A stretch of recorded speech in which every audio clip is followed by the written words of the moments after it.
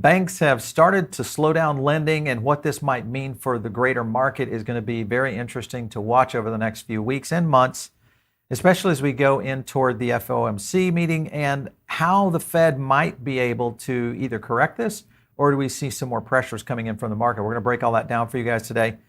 My name is Paul Barrow. Welcome back into Tech Path. We've got a special guest joining us. Before we get into our guest today, I want to thank our sponsor, and that, of course, is Ledger. If you guys are not doing self-custody, maybe this is one of the first things you should look at when you get into the crypto space. I would invite all of you to learn about this. This is an education process that I think some people, when they first get into it, think it's just too hard to do. That is not necessarily the case. There's a couple of products out there you can get right into right now.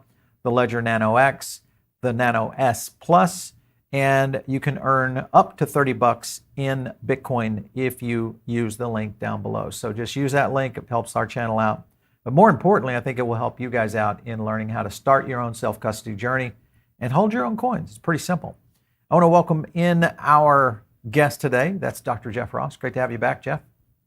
Thanks, Paul. I'm glad to be here. Yeah, let's get into a little bit of the details today. I've got a few stories here. I want to get into some specifics around banks.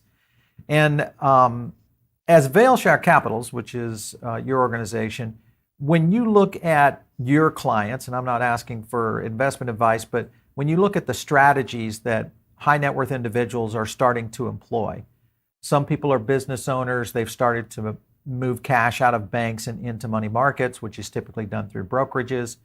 Some individuals are going that direction. You've got family offices, etc.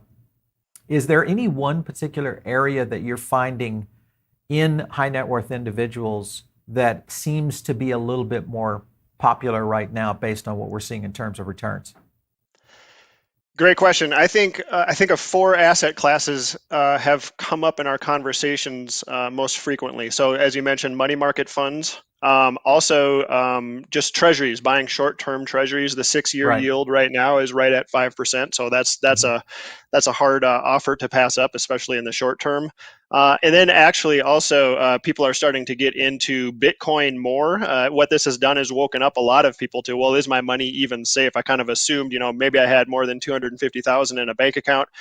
Is that safe? Like maybe it's not safe. And so a lot of people are starting to think about what to do with that excess money that's above that $250,000 limit, the FDIC limit. And then gold. So gold has again come back into favor. It was sort of out of favor for a while, but gold, I always like to say it did a really commendable job at being a stable store of value for many thousands of years, and it continues to do so. So one of those four options is where a lot of people are putting any excess cash that they have, and I think all of those are reasonable options right now. Yeah. And for some of you listening in or watching right now here on the YouTube channel, remember, you don't have to have a ton of money to worry about this. Just as an example, this is a tweet coming in. Americans Googled, "Is my money safe?" at record levels. This, of course, all kind of triggered off of the Silicon Valley event that we saw where the Fed came in and backstopped Silicon Valley, not necessarily from the investor standpoint, but at least from the depositor standpoint.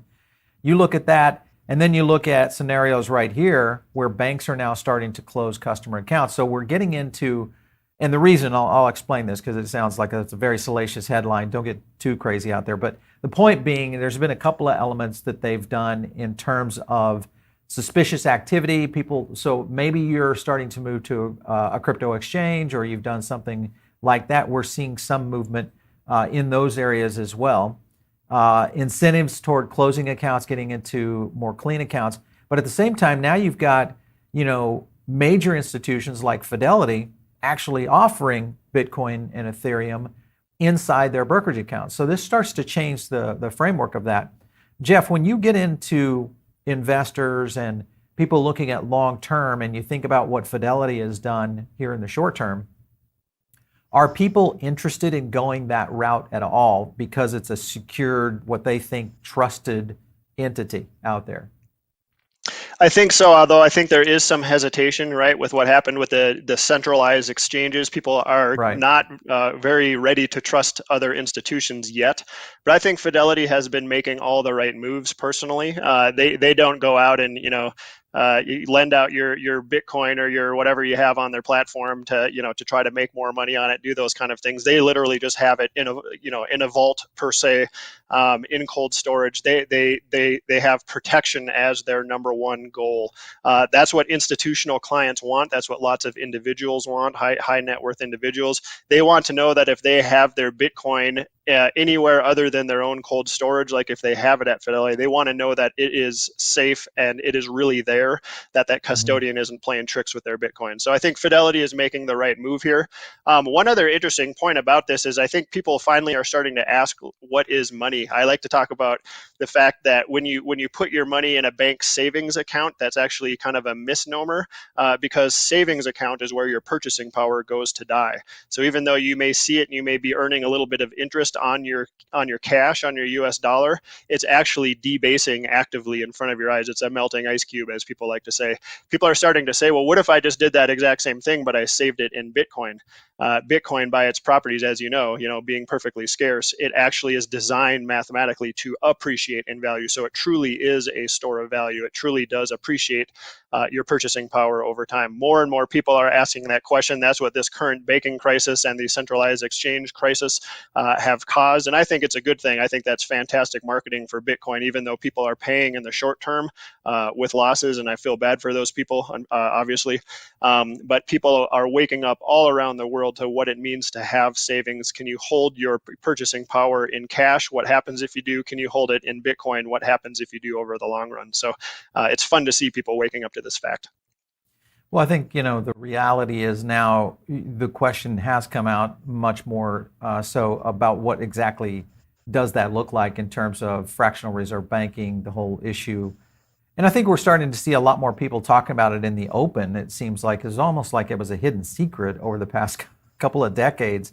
And now we're looking at a real awareness period. The other thing that is intriguing to me when you look at really kind of the aspect of the banks that are most likely at risk right now, even though we've seen a lot of people claim that we're probably still going to see more and more pressures on the bank. Some of the things that we've looked at is, of course, the commercial real estate scenarios, which some of these mid-sized banks are really exposed to on their long books in terms of their loans. And then you look at this chart. This is domestically chartered commercial banks deposits. And this is the percent in change. And you can obviously, I don't think anybody would say any chart looks good when you see that kind of departure from what has been a big rise in banks, which I think, ironically, if you think about it, 2020, we know what this big hike was. If we can zoom in on that a little bit, let me kind of get up there a little closer. So we know what 2020 was right there. That obviously is all stimulus. Then we see a little bit of the growth in the market. Then we see the what I think would be more of the crypto exodus. And then we had kind of some stability here. And with that, now what we're seeing here is my money safe? And that's kind of the bigger question I think a lot of people are thinking. And when you look at that, and then you look at the impact on loans, because if they don't have the cash in there, now we've got a problem with our whole idea of what our loan book looks like. What would be your idea of how banks will respond to this, especially in lower deposit programs? Do you think they're going to get back to charging fees and doing some kind of creative model to draw people back in? Well, they're going to need to do something, but they're in a tough spot right now. Regional banks, I feel bad for them because they're stuck between a rock and a hard place with what the central banks are doing right now and the inverted yield curves. Mm-hmm. It is very difficult for them to make money. And then, as you mentioned, with the loans on their loan books, they don't want to make loans right now. They've been increasing their credit standards, meaning they don't give loans out to people unless they have fantastic credit scores for the most part. Even those that do, they're still very hesitant to give loans out. So when this happens, what it's doing is it's stifling the M2 money supply, right? It's stifling liquidity because loans aren't being made. People are defaulting on loans. That also just crushes liquidity as well. It brings that in. It causes it to contract. All of those things basically slow down the economy's gears. So it's like throwing sand into the gears of the economic machine. That's not good. And this takes a while to work out. It's why I think we're not even close to the end of this yet. We still have to pay the bill for what's going on and for these interest rate hikes and all of the damage that it's going to cause. We still have a recession coming ahead of us. So when you see banks basically battening down the hatches, just they're in survival mode, frankly. They're hoping the Fed will do something to bail them out.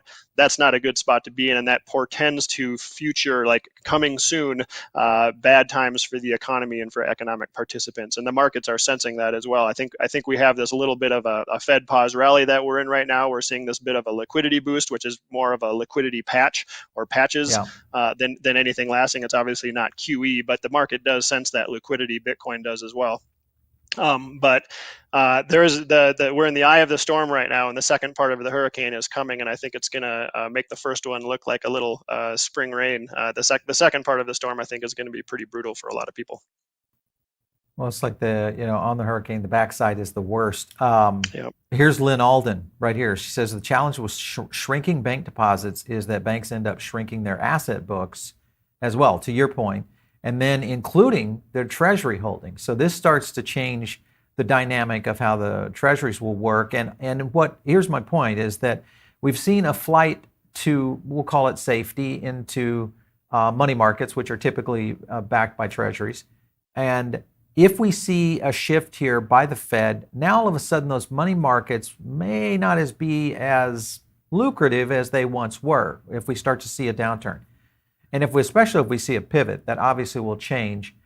What happens then? Now you're sitting with lower yields. Now you're saying, oh, wait a minute, I don't want to go back to the bank. They're not giving any yields, but maybe by then the banks are doing something. But what's next? Now it kind of puts people in a very unusual position. Do you think we'll start to see, especially institutional family office, high net worth individuals, starting to truly say, now is the time to take a look at Bitcoin and other digital assets? I do think that, to a point. I think that is what's coming when your traditional safe haven assets become significantly less safe. That's when you have to really start getting creative, I think. And I agree with Lynn. I'm a big fan of Lynn. She's a friend of mine, and she's a great thinker. What she would say and what I would agree with is you need to start thinking about hard assets. You need to start thinking about things outside of the fiat system that will retain their value and maybe even increase in value. What can you do to preserve your purchasing power over time, right? And so the dollar is a traditional safe haven asset, and these treasuries are, a traditional safe haven asset. We will see, by the way, I do think in the short term they may make a good play, and that's generally when things are starting to fall apart. What we'll see is that the Fed is at some point going to panic because the system is breaking. There's a credit crunch happening. They're concerned about the treasury market basically seizing up. So they're going to have to add liquidity in abundance, and they're going to have to lower interest rates really rapidly. When that happens, it's actually a nice trade. You can make really nice short-term profits by buying treasuries, right? You can go across the short end or the long end of the curve, and generally you're going to be pretty successful in that. But one thing that's interesting, like we saw in the COVID crash back in March of 2020, even those safe haven assets, even treasuries and even gold plunged rapidly. I remember it because that's what I was in as my safe haven asset for my clients too. And man, we took a bath for about 2 weeks. It was very, very painful. Now they did recover, thankfully, but there's almost nothing safe at that point. And I do think the very interesting thing about this point, Bitcoin for its part has never seen a true recession. I think this is the first really real recession that Bitcoin is seeing. So we don't know how it's going to act. I keep telling people, as long as people are concerned about banks and the solvency of banks and the presence of their or the safety of their deposits in the banks, that's a bonus for Bitcoin. People, I think, will continue to flock to Bitcoin. So I think we may actually be surprised. People who consider Bitcoin to be a risk asset only may be surprised if they're trying to short it as risk assets go down and people start flocking to Bitcoin as a flight of safety. So that'll be interesting to watch. We'll see. We've never been in this predicament before, so it's going to be interesting. Well, you look at some of the global pressures around the world. Obviously, Bitcoin as a global asset being traded 24/7. Asia, big markets center for what's happening in Bitcoin and digital assets. The Middle East, we're also seeing this also even within Europe. Europe's still one of our largest markets in terms of this show. Still, the EU, the UK, one of the largest audiences we have out there in terms of center. You look at all that, and obviously that creates a very unique position. You said hard assets. And when I think of hard assets, I'm thinking, okay, well, it could be real estate, but you could also get into other hard assets that have some liquidity capability. What else are you thinking here? Yeah, that's a good question. So first of all, when you have a real recession, hard assets in the short term take a bath, right? So oil, basically, because the economic Right. engine is slowing down, that brings down demand for oil, and oil affects everything. So we'll see the price of oil come down. We will see kind of commodities across the board, I think, in the near term come down, but I think they'll be Hmm. quick to rebound. So Okay. real estate, for its part, excuse me, I'm less optimistic about real estate, only because the bubble in real estate had been blown so huge all the way up through the end of 2021 and into 2022, that it's still coming off of these obscene valuations, these low, low to negative interest rates for a decade. Anybody who wanted credit can get it with, at 0% interest rates, all those kind of things. That just inflated these bubbles in stocks, in bonds, in real estate, and venture capital, by the way, to crazy levels. And some of these have still not been appropriately marked to market. So I still think, Hmm. because they're slower moving and they're more, private, more opaque, residential real estate is less so, but commercial real estate, private equity, those kind of things, they still need to be marked down appropriately. And so that's why I still think they'll be painful. So they won't be a good, I think, traditional place to flee to safety. I think you'll have to think about other things. Again, I think gold does well. I think Bitcoin does surprisingly well. Kind of the things related to it, platinum, silver, they may Hmm. provide a good little safe haven asset. At some point, I think oil will bottom. So even though the economic engine is slowing, with the strategic petroleum reserve being down as low as it is because of the moves from the White House, and then with the OPEC Plus doing what they did, at Right. some point the supply side is going to have to win out. But right now it's all about demand, all about demand. So when that finally does bottom and supply issues get extreme, I think oil is going to rebound pretty strongly going forward.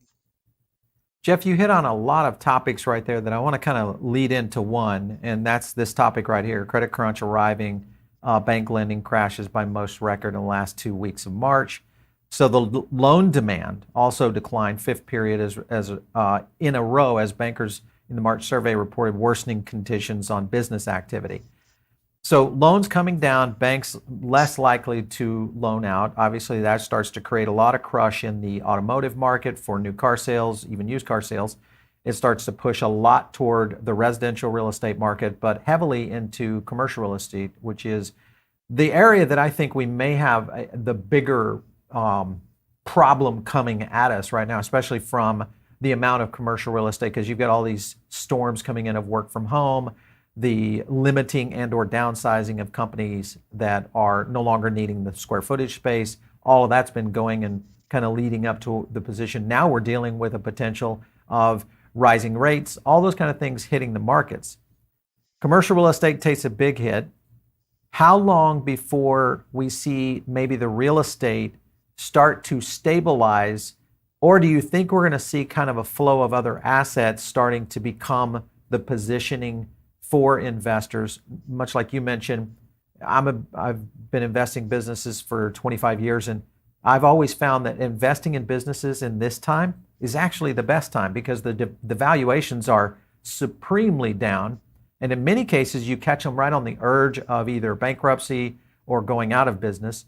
So you can take advantage of that. I know it's a bad thing, but you're kind of taking advantage of these businesses in the sense of trying to revive them or keep them going. When you look at those strategies out there going forward, where would you put real estate on this? Would it be kind of last man on the totem pole right now?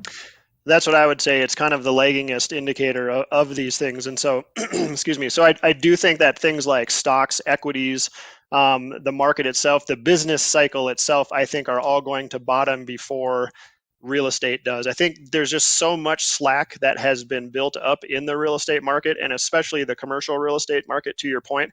I feel bad. I have friends in the commercial real estate bad, and I genuinely feel bad for them right now. Like all of your, Mm-hmm. the credit restrictions, everything tightening, vacancy rates are way up. They've never recovered from COVID. I don't think they will for a very long time, especially if we head into another serious recession.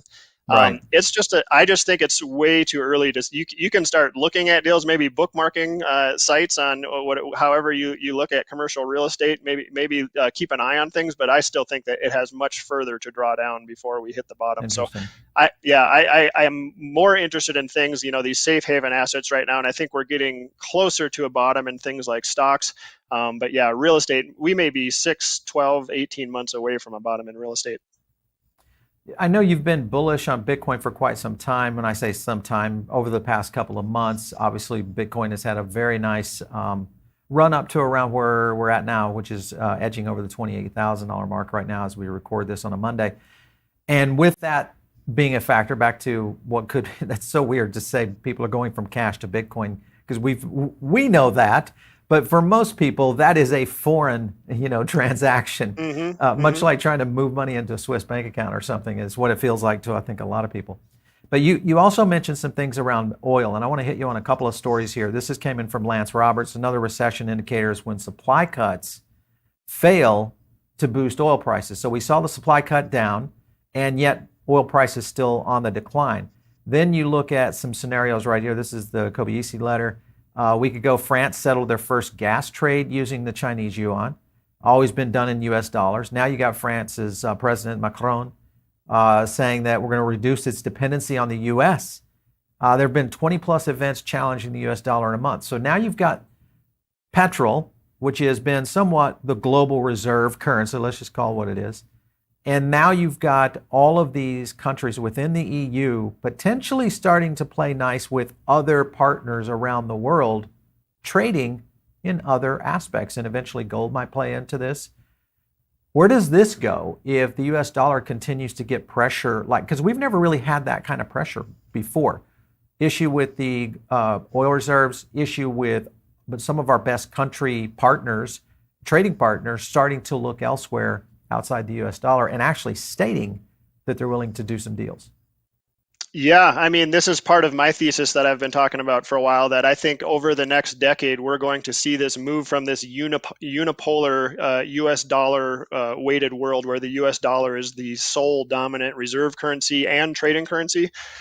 We're going to move from there into a more multipolar world. And I think by the year 2033, so I picked that out just basically 10 years from now, by then, I think most of the world's currencies, most of that purchasing power is going to be swallowed up in the big three currencies. So I still see the US dollar playing a large role, though not as large as today. I think it shrinks in its dominance as the world's reserve currency and shrinks in its dominance as the world's trading currency. I think the other block in this multipolar world will be the Chinese yuan. A lot of people disagree with me there, but I still think all the pieces are in place, and clearly the BRICS nations, France is getting into it. Saudi Arabia is getting into it now as well. Trading, basically, why are they doing that? They want to take away this dollar dominance and have some freedom from these U.S. sanctions where the U.S. can just impose its will on any country in the world whenever it wants to. And you can, if you're a statist in the U.S., you think that's very depressing and frustrating, and it may anger you. If you're more of a regular person in the world, you may think, well, maybe that's okay. Maybe it shouldn't have that kind of dominance. Maybe it has had too much power and too much benefit from being, the world's reserve currency. And then third, in this multipolar word of mine, I think we have Bitcoin. So I think there's the US dollar, there's the Chinese block, and then there's Bitcoin. I think I've even discussed this on this show before. And I think we're moving to that. I think the dark horse clearly is Bitcoin. Nobody's taking it seriously in government so far, but it's moving fast and it's growing exponentially. So I think by the year 2030 or so, it will be a major player on the world stage. So yeah, we're moving to that. I think all of these news items that we see from France now, from Saudi Arabia, from all these different countries, only just further solidify my argument that that's the world we're moving into, and the U.S. has to get on board with that and figure out what its new role and what its plan is going to be in this new world. Well, we've listened to Queen Ursula. I feel like, out of the EU, talk about this very issue, is that the dependence on the U.S. dollar, but more importantly on the United States as a whole, could really start to shift. This, of course, gets into political and even aspects around the globe in terms of who is the world global power and what that might look like. This is an interesting chart, came in from Mario Naufel, and it's a trade time lapse for China trade in terms of trading partner. It's a 40-year run from 1980, and you can kind of see it painting out. It's at 2000 right now. And then boom, you see Russia obviously starting to get into it in 2010, and then almost all of Africa. And then it starts to seep into Europe. And now with all of these new additions, we're really looking at what could be an unbelievable trading block, especially even though the United States still largest consuming nation out there, service industry sector, still number one in the world. But if we don't continue to innovate, we don't create uniqueness that we did back in 2000, which was the era of really what built technology here in the US, this starts to create some pretty interesting scenarios playing out within that. All right, so I want to go there for a second. China, let's just say you're right, 2033 comes in. China, the yuan is now an equal reserve. Similar if you go back, pre-US dollar, prior to Bretton Woods, we had the sterling pound was an equal reserve asset being used in the global stage. Do you feel like we'll start to see China truly accelerate in terms of innovation? Because many people would look, if you listen to, there's a few analysts out there, I won't get into the details of it, but the point that they've made on this is that China could be heading toward a demographic problem, and that is mostly just their size starting to shrink. I think actually that might be a good thing for them, is shrinking in size to get a little bit more nimble. Because right now they're a lumbering giant. Do you think that in 2033 will have any bearing on whether or not China is successful in trying to kind of lead the world stage in terms of developing a global reserve asset? Yeah, I do. Although, so I'm not as optimistic as the China bulls are, but I'm also not as bearish as the China bears are. And there's a lot of emotional responses to this. I always get a lot of feedback based on this. Tons of people think China is just like a paper dragon. They're on their way out. Their demographics are terrible. Peter Zion talks about that a lot. But you know what? You're starting from such a massive population base, right? That, to your point, it may actually be somewhat healthy for them. I agree they have problems. I agree they have massive debt, but you know what? So does the United States. We have our issues as well. And when you look at that chart you showed, I think was beautiful, and it's very telling. I have people laugh at me when I tell that I say that China is growing to become like the largest trading power, and it's eating the market share away from the United States. They tell me I'm crazy, and I say, look at these charts. How can you disagree with this? It is incredible how far China has advanced over the last 20 years as far as being a trading partner and being a trading currency in the world. To me, it's just data. I'm not picking sides. I'm not political at all. I don't care. Obviously, as an American, I want what's best for the United States. But I just think it's inevitable that we're heading into this more multipolar world, and that's the way we need to go. So, how long it takes there, I'm just throwing out random dates when I say 10 years. It could take a lot longer. It could be shorter, but demographic shifts are very important. We also have a pretty rough demographic shift happening in the US. It's not terrible like it is in other nations, but it's not great, right? We peaked, the workforce in the US peaked, I think, in 1999 or 2000 when the baby boomers generation. We've been declining ever since then. And so I showed a chart, a couple days ago on Twitter, showing about the increasing monetary supply, the M2 money supply, and the gains that we have when you divide and it's a crude way to look at things, but when you basically divide the gains in the S&P 500 by the M2 money supply, we're back at 1997 levels right now in the S&P 500, if you look at that as the denominator. And I would suggest that shows that all we're doing, this is late stage empire kind of stuff. We've gone from a highly productive society, which we were post World War II, with high GDP growth from 5% to 4% to 3% to 2%. Now we're sub 2% in the 2020s. And I would suggest that instead of being productive, all we're doing is financializing our previously productive assets right now. That's end stage culture kind of stuff. So we need to do something. And I think we're going to be forced to do something. Sorry, and then I'll stop talking. We're bringing manufacturing back to the United States. I think that is the number one priority for Americans, and that should be the discussion on every politician's lips for the 2024 campaign. How are we bringing back manufacturing? How can we do it faster? What are the things we need to focus on? Where should we be pouring money to build out infrastructure to support America? All of this stuff, by the way, is also highly inflationary, right? We've reached peak centralization last decade, and now we're starting to decentralize around the world. And so America is going to have to get away from this being that all we are is this consumption empire. We're going to have to get back to being a productivity empire again. I think it's awesome, and I can't wait for that to happen, but it's going to be a really painful transition and kind of ugly for a few years, if not a couple decades. I got a chance to listen to a professor panel over a couple of weeks ago, and they were going into some similarities there, but it was mostly based on demographics and the aging population around the boomers and Gen X, which is starting to move into either out of their true income earning years and moving into retirement. Millennials, and then especially if you go into the Zoomers, which is the lowest, which I did not know, is the lowest number in terms of percentage in a population that size of having children. So they've reduced, and there's many reasons, many of which has been some of the challenges economically. We haven't seen growth in it. They haven't been able to develop a base. Then you get into job scenarios playing out. And then other is just cultural and societal choices where they decide not to have kids. That in itself obviously means that we will have to lean on something other than physical bodies to be able to handle productivity and kind of the future of the United States, which a lot of people look to AI and whether or not we'll see a big productivity shift here in the United States. That could be the thing that ends up saving, much like the internet did. In the birth of Silicon Valley in the 2000s, I believe that was really what set the United States up for this massive, 30-year run that we seem to be in the middle of right now, 23 years later. So that'll be interesting to see how this plays out for sure, because I think to your point, this is going to be a very interesting race now. We are getting on the backside of this, what this might look like for our children. And you have to remember, my grandparents were the last generation that, it wasn't my parents, but my grandparents were the last generation where they saw the United States not as the global power. And that is interesting because now you're just 2 generations in, and now all of a sudden this is being talked about it again, which is about 100 years, which is right at where we're talking about of these empires and the challenges.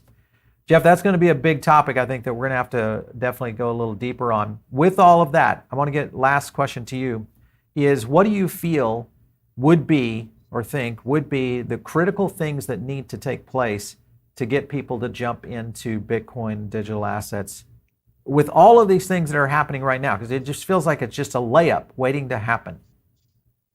Well, a couple of things. First of all, we're seeing it, right? There's a couple of things that have been great for marketing just in 2022 and the first part of 2023. Marketing for Bitcoin, the first part was the centralized exchanges, right? They were basically claiming to be like, you don't need banks, come to us. We're the new banking system. And then we realized they're full of people doing terrible things with our money. And like the traditional banking system, you think it's your money sitting in some vault safely somewhere. It is not. It is their money. When you give your money to a bank or to a centralized exchange, hoping for some interest or hoping for whatever it is you're hoping for, they're taking that money and they're playing with it and they're doing stuff to kind of pad their pockets. Unfortunately, not all of them and not everyone is a bad player, I know, but these kind of things happen, and unfortunately they happen at kind of a regular cadence enough so that people are starting to wonder, like, is my money even really safe? It wasn't safe in centralized exchanges. Now I'm finding out it may not be safe in a bank account. To your earlier point, I think for the first time, there are tons of people, tons of Americans who are finding out for the very first time that their money isn't just sitting in their bank account. It's not sitting in some vault like they think it is. It's actually being, fractionally reserved and spread out across, the economy in different ways in order for the bank to make more money. So that is great marketing for Bitcoin, right? You got to be your own bank. It seems crazy at first, but when you have these types of events happen, people start to realize the importance of, man, I sleep really well at night because I know that my private keys are safe, at home in my head. Those kind of things, like you can go across borders, people can't stop you. It's just a very interesting concept, and we've never had the ability to go outside of the banking system in an easy way like we do now, and I think it's only going to get easier. So all of that stuff I think is fantastic marketing, and I think that as long as we continue to see A, the banking crisis, and then B, the inevitable credit crunch followed by QE next, which is going to be ginormous. Bitcoin is the great absorber of liquidity, right? And so as liquidity starts to expand in earnest here in the United States and around the world, Bitcoin is going to absorb that. And there's no better marketing for Bitcoin actually than just watching the price boom up. So I don't really care what it does. I've been in it long enough and been through enough cycles. I'm in it for the change the world technology at this point, the better money for a better world. But I'm pretty convinced too that it's going to go up substantially in value. And I think when it gets back up to new all-time highs, gets back up above and goes above 100,000 for the first time, that many more people will be interested in it at that point, and they're going to take a closer look. Yeah, this is, as we're recording this here on a Monday, typically what we see is these Monday bumps, and Bitcoin has taken another local high, hitting at 29.2 right here, covering in another green candle for the day. So again, more action, I think, more pressure, what we're seeing on the global stage, all these play into where the future of all of this is going. So you guys are in the right place. That's the good thing. And if you're brand new watching our show, first thing I ask you to do is just hit the like button. It helps a lot of people discover what's happening in digital assets, Bitcoin, along the blockchain, and really around technology, because that's the bigger shift that's happening globally. And Bitcoin happens to be one of the key elements of it, meaning digital money. So make sure and hit that like button and subscribe to the channel. We'd appreciate that. We're going to get over to a poll, I think. Yeah, we've got one coming in. Let's take a look and see what the audience had to say about our show today. Maybe in a second. There we go. All right, Bitcoin 30K this week. Looks like it might hit 30K in the hour. So, It might. as it's cracking. Everybody's was very bullish at the beginning of it. So as usual, Jeff, when you and I get together, Bitcoin starts rocking. We should just do a 24-hour live stream and see what happens. just keep live streaming until Bitcoin's above 100K. That would be great. There you go. Anyway, so we get a couple of questions here. Jen saying Bitcoin kisses 32. I might sell a little anticipation of a pullback. However, hard to sell Bitcoin, even a swing back. That is kind of a little oxymoron there for sure when you kind of run into scenarios like that. Hey, listen, I don't think it's a bad thing to take profits if you guys are looking at playing markets like that. Obviously not financial advice, but I do that. Sure, it's a common thing. People jumping in there. Should we be hopeful that alts may rally in the short term? I think the key here right now is dominance, and I'll look at Bitcoin dominance real quick. But when you look at Bitcoin dominance, it has been able to do exactly what you're seeing right now, which is another high, hitting on almost over 48% now. So this is starting to indicate some pretty big things. The last time we saw these kind of numbers in dominance was back in our all-time high. So be aware, dominance is a big one. As long as Bitcoin is taking most of that dominance, you're probably not going to see an altcoin season coming in. Robert comes in and says, GBTC rising also. Wonder if the whales know the case will be won. Oh, ETF. What do you think about that? I'm very interested to see the outcome of this. The SEC, it feels like they're sort of overstepping their bounds. That's been a common conversation, but they also have a ton of authority. And I don't know. I stay away from things like this. That's the conservative nature in me. When there's a court case that I don't know the outcome of, I just sort of stand back and watch. I used to own GBT. I sold it all months ago because I just don't trust the outcome.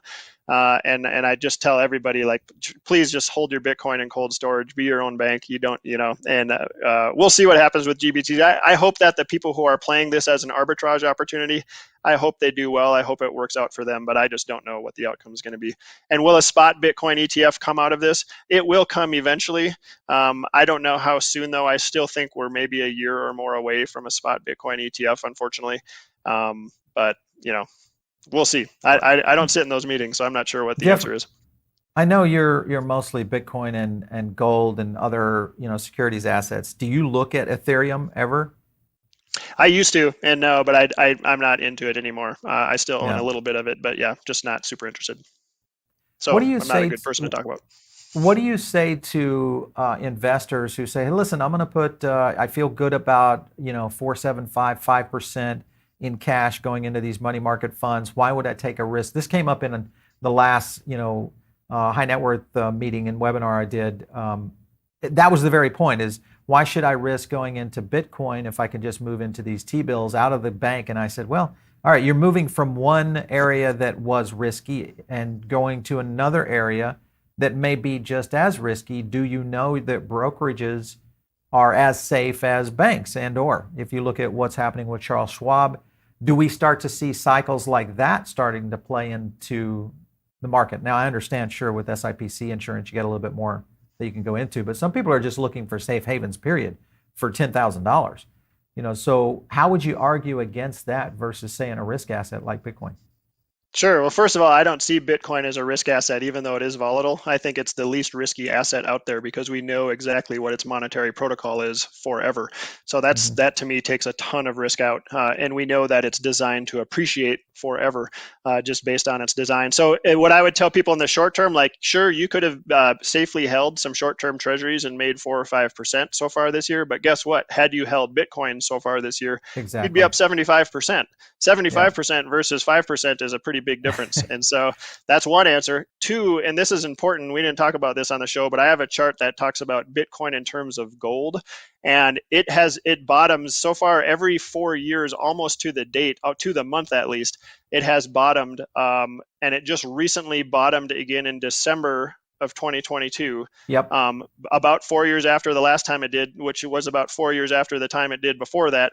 And when we see that, it's not uncommon to see rallies that last about 3 years, as you know, these 4-year kind of Bitcoin cycles. So Yep. I'm expecting us to be right now at the beginning of a 3-year or so rally in Bitcoin, where we should see, I think, at a minimum, about 1,000% increase in price, if not substantially more than that. So it'll be very interesting. Corey and I were on a show Friday, and we got into that very topic of this lengthy potential of Bitcoin adoption over the next, like a bull run adoption of Bitcoin over the next 24 to 36 months. The question really, if you think about cycles and if you look at the halvening and all those kind of scenarios, the thing to your point is that Bitcoin has never really seen a recession. Bitcoin has never seen anything but the US dollar as the global reserve. Bitcoin has never seen anything but the US as pretty much the prominent player around the world. All of that seems to be moving. If you're looking long term here, do you think cycles even matter anymore as we start to see all these new factors? I tend to think that they don't matter as much anymore, just because we're coming into such a new world. But every time I say that, I go back and look at these charts of what it does every 4 years, and it's Right. uncanny how almost to the day it does things. Like, it bottoms almost to the day, and then it peaks almost to the day. You can look at on-chain analytics, and all of those things are just so cyclical in these 4-year patterns. Is that because the economy has been? You can argue that, because the economy has been cyclical as well. We've seen these liquidity boosts and then these contractions, and they've been on the same sort of 4-year cycle too. So I don't know. Is it all related to the presidential cycle too, or is it because of That's these kind of interesting. things that are happening?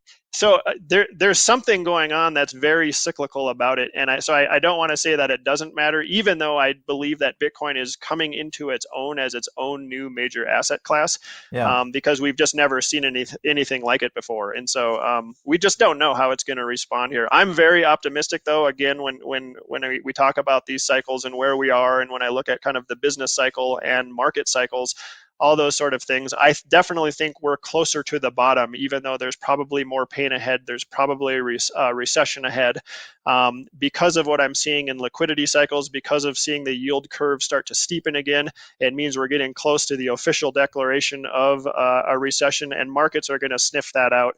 And that means liquidity is going to come soon in earnest here in the US, like it is in China and like it is in Japan. And when that happens, and anytime liquidity starts pumping, you can count on Bitcoin to start absorbing that. And so I tell people, they always want to know, what are my tricks for looking at liquidity? How do I measure it? I say, just look at the price of Bitcoin. It will tell you. Yep. It will tell you if liquidity is expanding or contracting, or if it's going sideways. What is it doing right now? It's basically going sideways right now, just like the price of Bitcoin. So I don't know. We live in very interesting times for sure, and I think Bitcoin's going to respond pretty well, personally. Yeah, for sure. Dr. Jeff Ross, thank you so much. Of course, if you guys want to check out Jeff, make sure and follow him on Twitter, just over at Vailshire Cap. He does a great job on his Twitter, and I always love your tweets because they're always informative, but also at the same time, you do a little tongue-in-cheek in there, so it's always fun to kind of relax a little bit while all these things are going on out there, for sure. But Jeff, thanks so much for stopping in today. We appreciate it. Thanks, Paul. I love it. Anytime. You bet. All right, so you guys are tuned in over on the podcast side of things. Jump over here to the YouTube channel. We do charts here. We break down things like this, deep dive interviews, all that good stuff right here on YouTube.